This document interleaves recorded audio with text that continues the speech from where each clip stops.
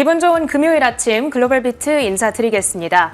간밤에는 FOMC 이벤트도 있었고 그리고 대선 이틀째 시장은 기분 좋은 랠리를 또 이어갔죠. 네, 이제 트럼프 당선 이후에 증시는 어떻게 반응을 했는지 그리고 어떻게 반응을 할지에 대해서 좀 이야기 나눠보겠습니다. 그 전에 체린 앵커와 함께 간밤 증시의 마무리 상황 그리고 이 연준의 성명서에 대한 이야기 나눠보도록 하겠습니다. 네, FOMC 결과부터 바로 들어가 보도록 하겠습니다. 예상됐던 대로였죠. 25bp 추가 금리 인하 11월 FOMC에서 단행이 됐습니다. 성명서상에서의 변화 내용을 좀 들여다보면은 연준이 지금 경제에 대해서 어떤 생각을 하고 있는가 여기에 대한 힌트를 우리가 얻어볼 수 있는데요. 일단 노동시장이 둔화됐다. 예전에는 slowed라는 표현을 썼다면 이번에는 노동시장 조건이 generally eased, 다소 완화됐다. 조금 더 톤 다운된 메시지를 전해주고 있고요. 두 번째로는 인플레이션에 대해서 좀 변화된 내용이 많았습니다. 인플레이션이 목표치를 향해 추가적인 진척이 있었다. 여기서 그 추가적이다라는 표현을 지워버렸고요. 그리고 그 다음 문단에서 인플레이션이 목표치에 도달한 데에 대한 강한 자신감을 얻고 있다라는 이 구 자체를 전체적으로 없애버렸습니다. 그럼 이 두 가지가 시사하는 것은 연준이 혹시 지금 인플레이션에 대해서 좀 경계를 하고 있는 건가? 이런 우려감을 우리가 갖게 되죠. 그런데 다시 그 Q&A 시간에서 파월 의장이 여기에 대한 반박을 조금 했습니다. 물가에 대해서 좀 걱정을 하는 겁니까? 한 기자가 질문을 하니까 인플레이션 진전이 둔화하고 있다는 거를 암시하는 건 아니다. 다만 지금 진척에는 여전히 자신감이 있는데 명확한 가이던스를 제시하기에는 여러 가지 불확실성들이 상존하는 시기이다 보니까 그래서 그런 톤을 조금 바꾼 것이다. 이렇게 얘기를 했습니다. 자, 어찌됐던 예상됐던 스몰컷이 이렇게 단행이 된 것이고요. 이제 더 중요한 것은 앞으로 연준이 어떠한 정책의 방향성, 금리 인하 페이스를 어떻게 조정할 것인가 그 부분이 되겠죠. 자, 금리 선물 시장에 반영되어 있는 향후 연준의 금리 인하 경로입니다. CME 패드워치 툴에서 방금 전에 캡처를 해온 화면이 되겠는데요. 보시면 12월 FOMC에서 연준이 25베이시스 포인트 한 번 더 스몰컷에 나설 거라는 확률이 64.1%로 가장 높게 반영이 되어 있습니다. 그런데 문제는 금리를 동결할 확률 역시도 35.9%로 상당히 높게 올라오고 있다는 점이죠. 한 달 전까지만 하더라도 이 수치가 10%대에 머물러 있었습니다. 이것이 시사하는 바가 무엇이냐? 시장은 연준이 금리를 천천히 내릴 확률을 예상하고 있다는 것이죠. 그 이유는 당연히 인플레이션이 될 겁니다. 트럼프 대통령이 다시 집권을 하게 된다면 물가를 자극할 거란 우려가 현재 시장에는 자리하고 있기 때문인데요. 이번에는 이번 FOMC에서 금리 결정 자체보다 Q&A가 훨씬 더 주목을 받았던 이유가 바로 여기에 있습니다. 관련해서 나왔던 주요 질의응답 내용들 정리를 해왔는데요.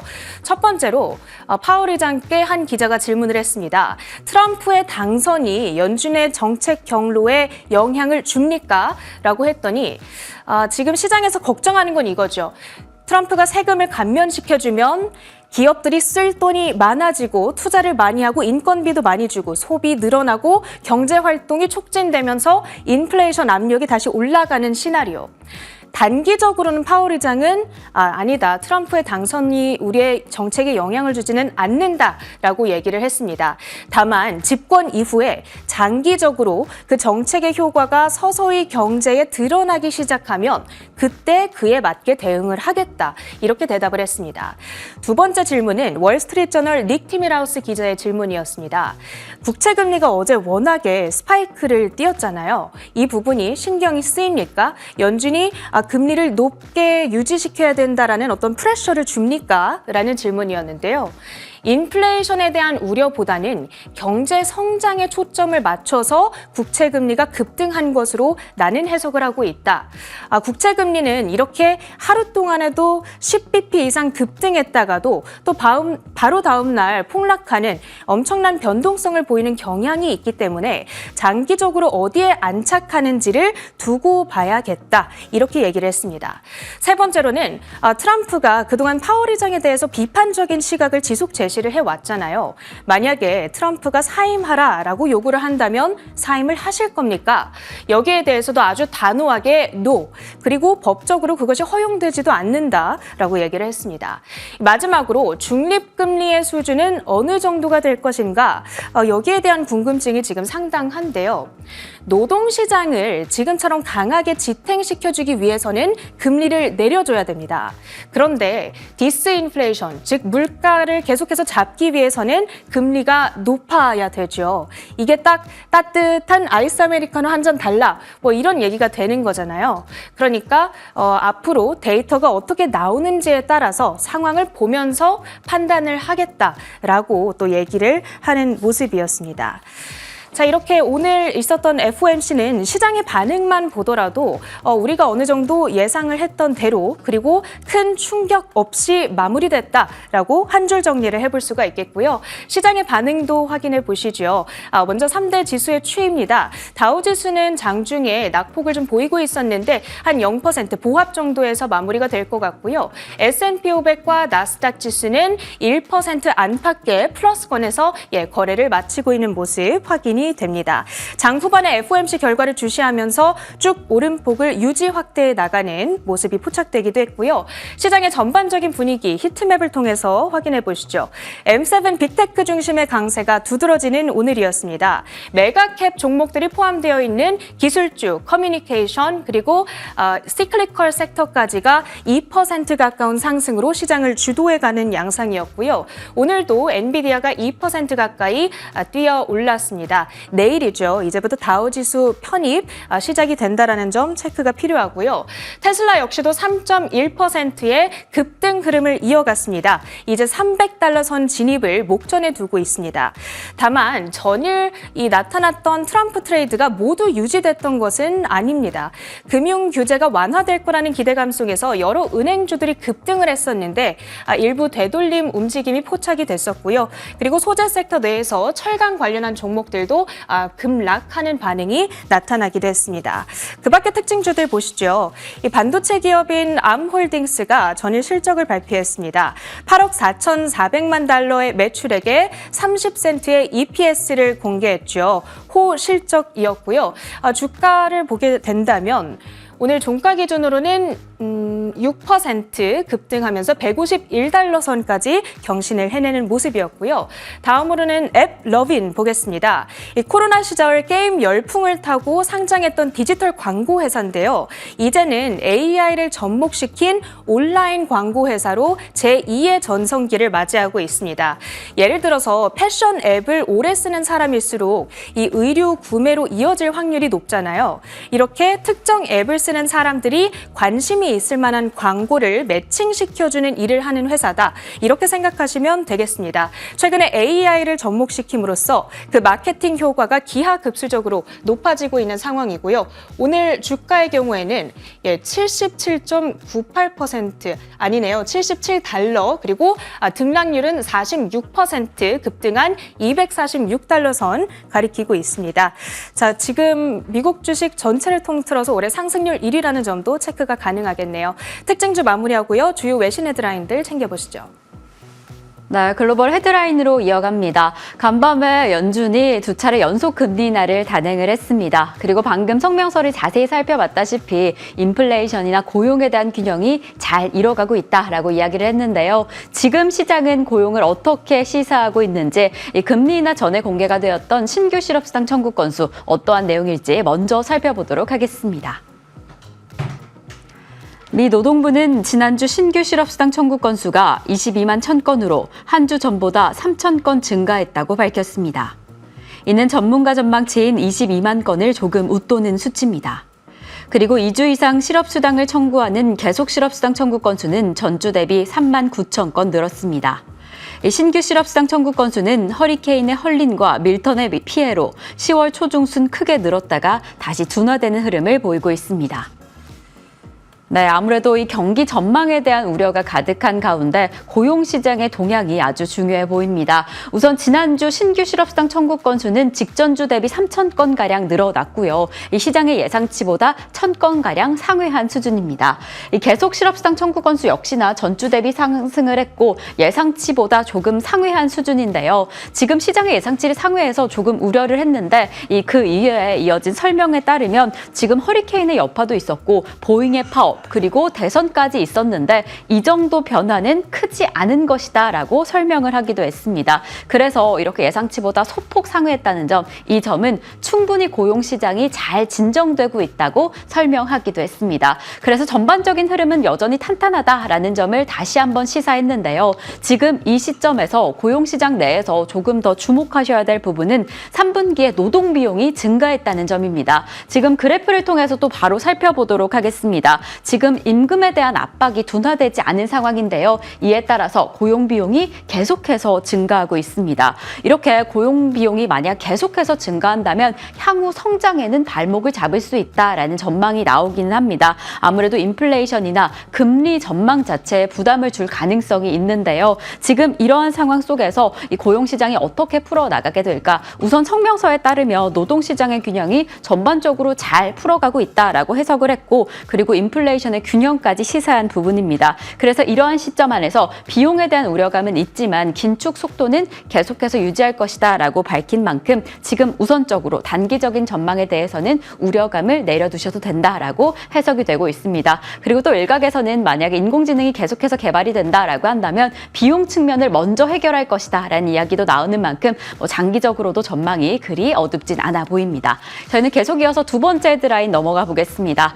참 이렇게 미국 대선 어느 정도 결과가 나온 이후에 이 투자자들은 그렇다면 우리는 이런 시장 안에서 어떻게 투자 방향을 잡아야 하는가, 그 부분을 가장 궁금해하고 있는데요. 일각에서는 우스갯소리로 머스크의 손에, 머스크의 사업에 집중해보자라는 이야기가 나오고 있습니다. 아무래도 전폭적인 지지를 받고 있는 일론 머스크, 어떠한 내용일지 자세히 살펴보도록 하겠습니다.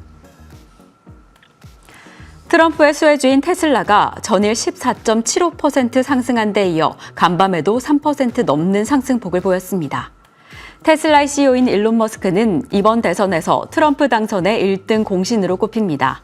7개 경합주에서 하루 100만 달러의 상금 추첨 행사를 하는 등 트럼프를 위한 적극적인 지원 공세를 밝혔습니다. 이외에도 트럼프 당선에만 약 1,840억 원을 쓴 것으로 알려졌습니다.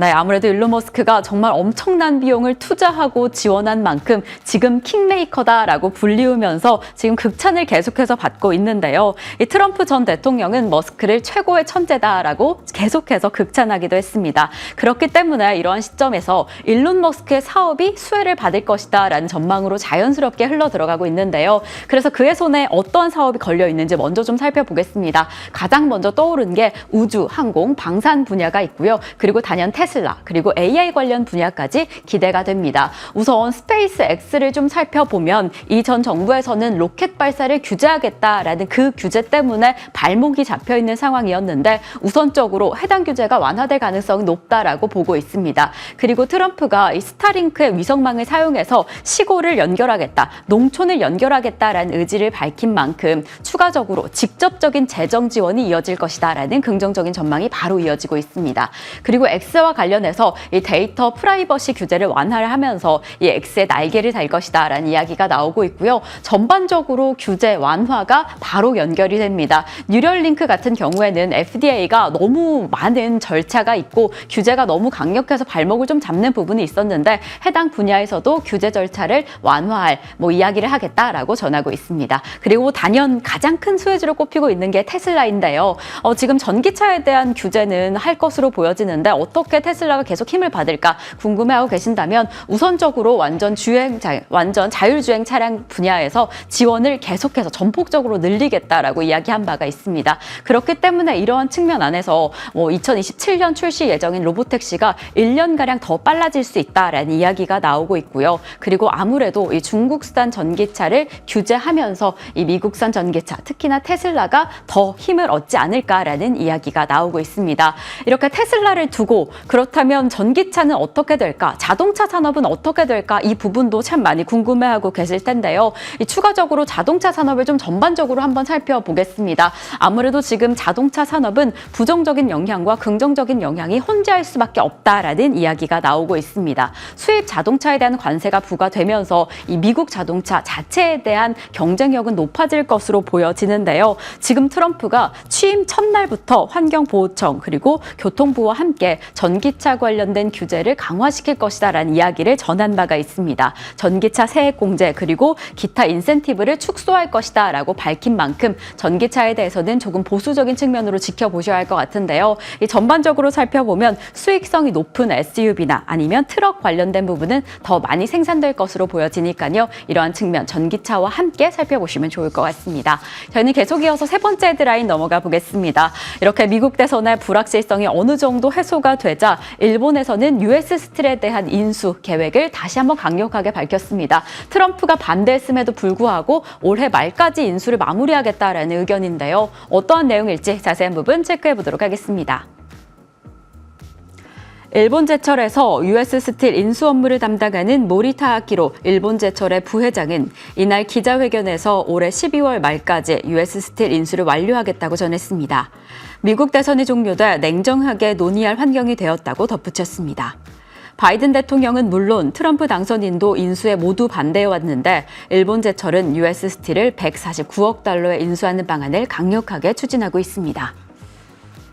네, 지금 현 정부뿐만 아니라 트럼프도 일본 제철의 US 스틸을 강력하게 반대해 왔는데 일본은 이제 이 미국 대선이 어느 정도 마무리되었으니까 US 스틸 인수를 계속 이어가겠다라고 강력한 기조를 밝혔습니다. 149억 달러에 인수하겠다는 계획 12월 말까지 완료하겠다는 이야기인데요. 지금은 외국인 투자심의위원회의 결정을 기다리고 있습니다. 이 부분이 국가 안보에 어느 정도 영향을 미칠지 그리고 미국 기업의 인수 과정을 어떻게 이어가야 할지 이 위원회에서 결정을 할 것으로 보여지는데요. 40일가량 걸리면서 12월 말에 어느 정도 갈피를 잡을 것으로 보여집니다. 어제 바로 트럼프 대통령이 전 대통령이 지금 조선업 부흥에 더 힘을 쓰겠다라고 밝힌 바가 있습니다. US 스틸 인수와 관계없이 철강 회사에 지금 투자를 더 강력하게 이어갈 것이다라는 강력한 기조를 밝힌 만큼 이러한 흐름이 US 스틸에 어떠한 영향을 미치게 될지 철강 산업 그리고 조선업까지 함께 살펴보시는 게 중요할 것 같습니다.